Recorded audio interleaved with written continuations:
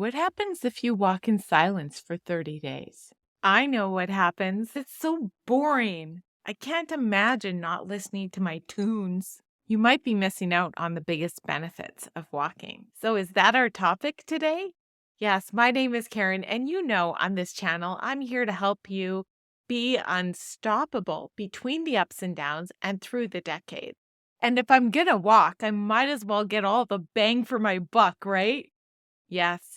And you know what that means, don't you? My health will beam from the inside out. But what else will happen? I've been walking for years.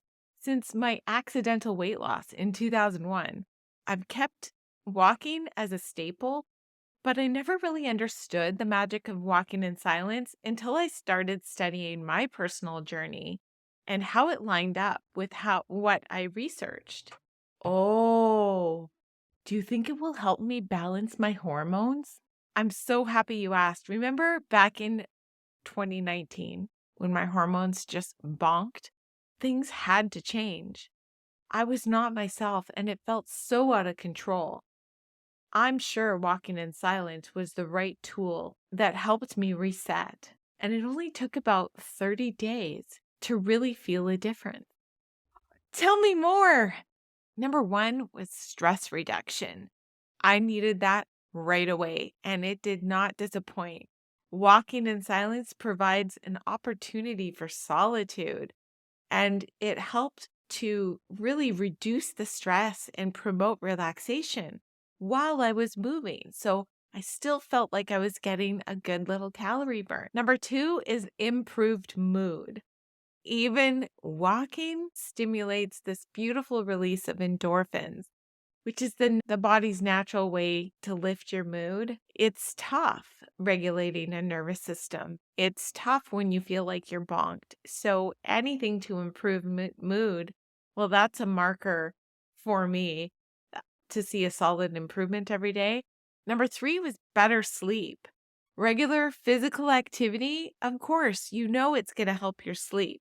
You get outside. You've heard this since we were like little kids. You go outside, they're going to sleep good tonight. See? Because regular physical activity, including walking, does help promote better rest at night. Number four was a better memory. Walking has actually been associated with improved cognitive function. But I had no idea that my memory was going to get better. I actually didn't really notice how bad it had gotten until it gets better. Isn't that weird how that works? Number five was a creative boost.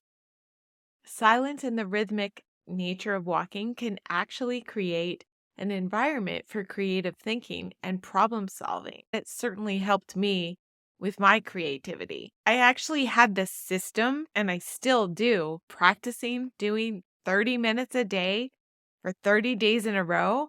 I actually wrote and published an entire book within a span of 90 days. And I had it written to a rough draft in 30 days. So I'll say it sparked my creativity, and it definitely kept that creativity going. Are you kidding me? So where should I walk? If you choose to walk outdoors, the connection with nature can have additional benefits. Studies show, though, that even going for a walk indoors, if you can't get outdoors, like on a treadmill, or even doing laps around your house, if you can't go anywhere else, or laps around your yard. Actually, a few years ago, my dog had surgery on her leg, and part of the recovery was to take laps around the yard because I couldn't take her anywhere else when she was recovering. So 3 times a day, we'd go for 10-minute walks around the yard, and it was for her physiotherapy, but I was getting all the benefits, even at 10 minutes. And yes, I was with my dog, but I was still getting the benefits of being outside, and I didn't have my headphones in, so I was listening to nature, absorbing what was around me, feeling the sun on my skin, and still getting all of those outdoor benefits. So I personally think there's no excuses. Get outdoors, rain, shine, sleet, snow, as long as you're not going to get blown away or it's dangerous to be out there. I always recommend going outside over being inside. This is mind-blowing. Have you subscribed to this channel yet? Hey Karen, do you have anything else to say before we wrap up this video? Now that you know about walking in silence, you might be wondering how to keep it sassy and fun. So I'm going to link up the video that explains what I do in my weekly walking routine to keep it fun and sassy and doable and keep me excited to hit those trails every single day. Don't forget to follow me here to be unstoppable through the ups and downs and weight loss and through all the decades. I'm going for a walk. See you next time.